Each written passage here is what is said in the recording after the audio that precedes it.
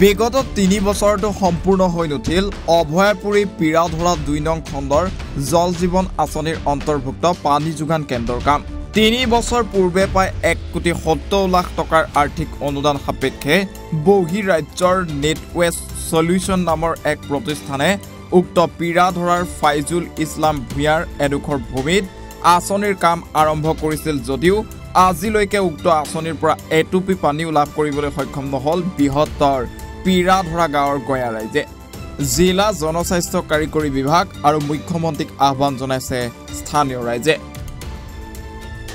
মোৰ নাম ফয়জুল ইছলাম ভূঞা হয়। আসলে এই কামটো ঠাইডোখৰৰ নাম কি? ঠাইডোখৰৰ নাম পিৰাধৰা পাৰ্ট 2 আৰু স্কিমটো পিৰাধৰা পাৰ্ট 2 ৰে হয়।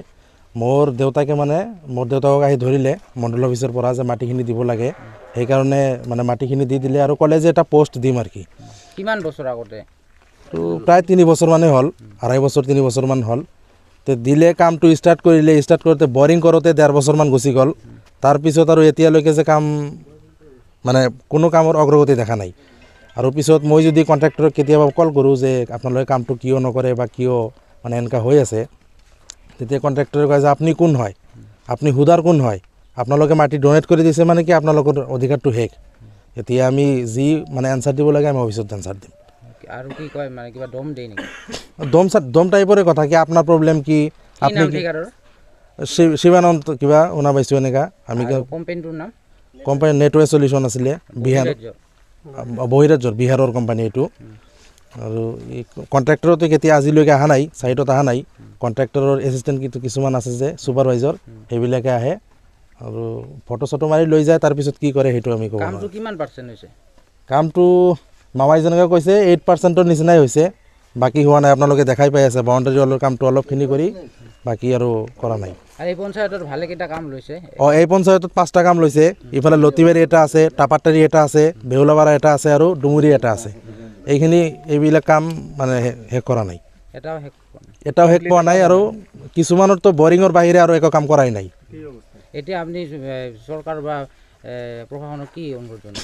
মই মুখ্যমন্ত্ৰী ডাঙৰীয়া ডক্টৰ হিমন্ত বিশ্ব শৰ্মা ডাঙৰীয়াক আৰু বঙাইগাঁৱৰ এক্সিকিউটিভ ইঞ্জিনিয়াৰ ডাঙৰীয়াক পাব্লিক হেল্থৰ এইটোৱে অনুৰোধ জনাওঁ যে ঠিকাদাৰৰ পৰা এই কথাটো জানক যে ইহঁতে যদি কাম কৰে অতি সোনকালে কৰক, নহ'লে নিজৰ কামটো বেলেগক হস্তান্তৰ কৰক। ইমান দিনে আপোনালোকে বিশুদ্ধ পানীৰ পৰা বঞ্চিত হৈ আছোঁ। গোটেই গাঁৱৰ মানুহে বঞ্চিত হৈ আছোঁ। গাঁৱৰ মানুহে মোকে সোধে যে কামটো কিয় নহয়।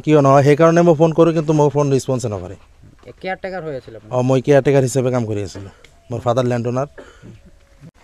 পিৰাধৰা জিপিৰ এজন বাসিন্দা। পিৰাধৰা প্ৰথম খণ্ডত মোৰ এটা আঁচনি লৈছিলে বাহিৰা এটা কোম্পানীয়ে। 3 বছৰ আগতে কামটো লৈছিলে, কিন্তু এতিয়ালৈকে কামটো সম্পূৰ্ণটো দূৰৰ কথা, 10% কামো সম্পূৰ্ণ কৰা নাই 3 বছৰৰ ভিতৰত। কি নাম কোম্পানীটো? নেটৱেষ্ট কোম্পানীটোৰ নাম আছিলে নেটৱেষ্ট সলিউশ্যন। আৰু মই শুনামতে এই নেটৱেষ্ট সলিউশ্যন কোম্পানীটোৱে যিমান কাম লৈছিলে তেখেতে কাম কেতিয়াও কমপ্লিট নকৰে। বিশেষকৈ পিৰাধৰা জিপিত যিটো কাম লৈছিলে 5টা কাম, সেইটো 5টা কামৰ এটা কামো সম্পূৰ্ণ নকৰিলে, 10% কামো অগ্ৰগতি হোৱা নাই। গতিকে মই কোম্পানীটো বাহিৰা কোম্পানী, আৰু বাহিৰা কোম্পানীজনে তেখেততো কোম্পানীৰ যিজন আপোনাৰ ঠিকাদাৰ আছিলে তেখেতে কোনোদিন অহা নাই।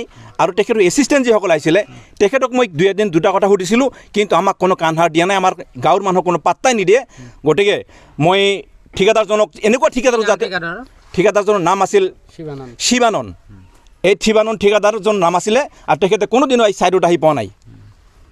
আৰু এই আপোনালোকে অঞ্চলৰ পৰা বিশুদ্ধ পানীৰ পৰা বঞ্চিত হৈ আছে আপোনালোক। আৰু বহুত দুখৰ বিষয়, মই যিফালে যাই দেখোঁ জল জীৱন আঁচনি মানুহে উপভোগ কৰি আছে, কিন্তু পিৰাধৰা প্ৰথম খণ্ড গাঁৱৰ পিৰাধৰা জিপিৰ যিকেইটা কাম লৈছিলে সেই মানুহখিনি এই জল জীৱন আঁচনিৰ পৰা আমি বঞ্চিত হৈ আছোঁ।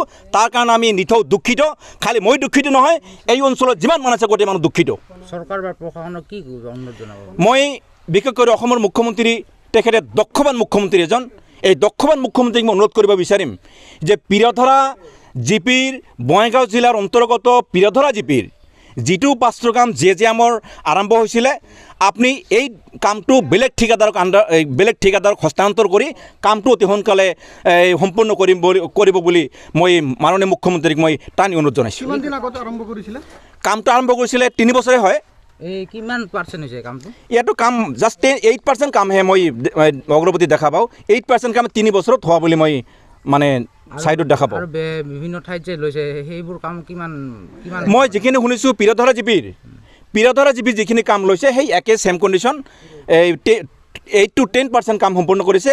আৰু বাকী মই শুনামতে সত্যমতে ইমান নাজানো, এই কোম্পানীটো যিমান দূৰ কাম লৈছে কোনো কামতে তেখেতে মানে ছাকচেছফুল নহয় আৰু কাম কমপ্লিট কৰা নাই। এনেকুৱা কোম্পানীৰ লাইচেঞ্চ আচলতে কি হেৰি কৰিব লাগে নেকি? মই আৰু এটা বিশেষ অনুৰোধ কৰিব বিচাৰিম, যিজন কোম্পানী এই কোম্পানীটোক লাইচেন্সটো মোৰ মতে বেন কৰিব লাগে, কাৰণ এখেতে মানুহক প্ৰতাৰণাহে কৰে, মানুহক কোনো কোঅপাৰেট নকৰে, কামৰ লগত কোঅপাৰেট নাই। গতিকে মই মানে অসম চৰকাৰক অনুৰোধ জনাব বিচাৰিম যে এনেকুৱা ঠিকাদাৰৰ লাইচেন্সক কৰ্তন কৰি তেখেতক মানে